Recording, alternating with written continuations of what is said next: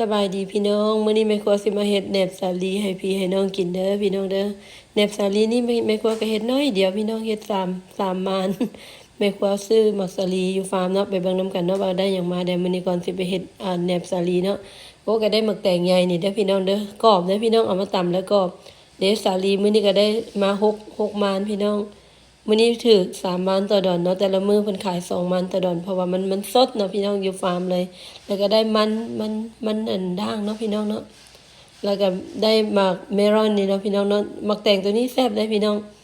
กรอบแล้วก็หอมคล้ายๆหมักแตงบ้านเฮานะค่อยไปยามใดก็บ่พลาดจะเอามาตลอดเนาะแล้วก็กุ้มโดนบ่เน่าไว้นะใส่ตู้เย็นปาไว้ก็สบายนะก็ได้หมักแกวบพี่น้องหมักแกวบ3แบบเลยเอาทั้งสีเขียวสีดำแล้วก็สีแดงเนาะพี่น้องเนาะซื้อมื้อนี้ทั้งหมดก็หมดแต่29ดอนพี่น้องก็ถือว่าบ่แพงเนาะพี่น้องเนาะได้หมักเชอร์รี่อีกหม่องพร้าวนึงนี่แหละไปเก็บหมักเพชรพี่น้องหมักเพชรนี่เก็บเอาพร้าวนึง79เซนเนาะแล้วก็ได้หมักกล้วยนี่มาว่าสิมาทอดแต่เอามาได้เอาใส่หมักกล้วยที่บ้านตัวสุกๆซ้ำพี่น้องเอาเครื่องมาแต่ฟาร์มให้เบิ่งแล้วเนาะพี่น้องเนาะบัดนี้ก็สิมาเริ่มเฮ็ดแหนบ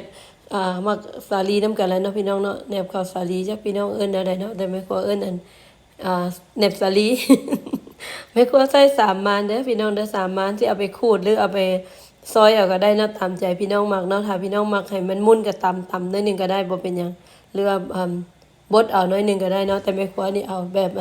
ซอยเลยเด้อพี่น้องเด้อซอยเลยเพราะว่ามักให้มันได้เม็ดสาลีนะ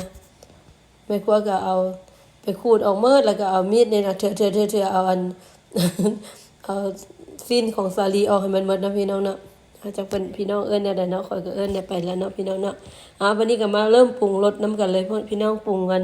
ส่วนผสมก็มีใส่แป้งข้าวเจ้าเด้อ2บวงแกงพี่น้อง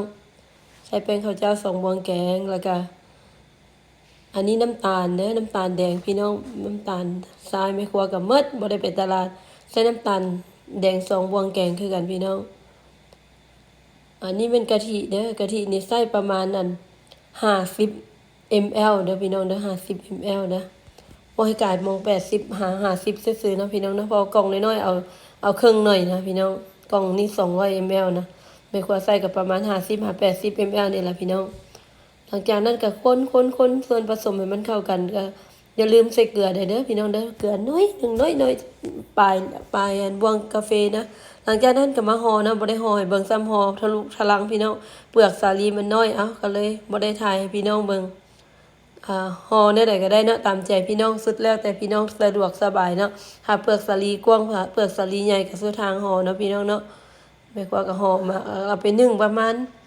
25นาที30นาทีเด้อพี่น้องเด้อเพราะมักสาลีมันจะสุกประมาณสำนั้นแหละพี่น้องแต่แม่ครัวใส่คือสิเป็นประมาณ30นาทีเนาะนึ่งสุกแล้วก็ป้าให้มันเย็นพี่น้องหลังจากมันเย็นแล้วก็จะได้ประมาณนี้เด้อพี่น้องเด้อ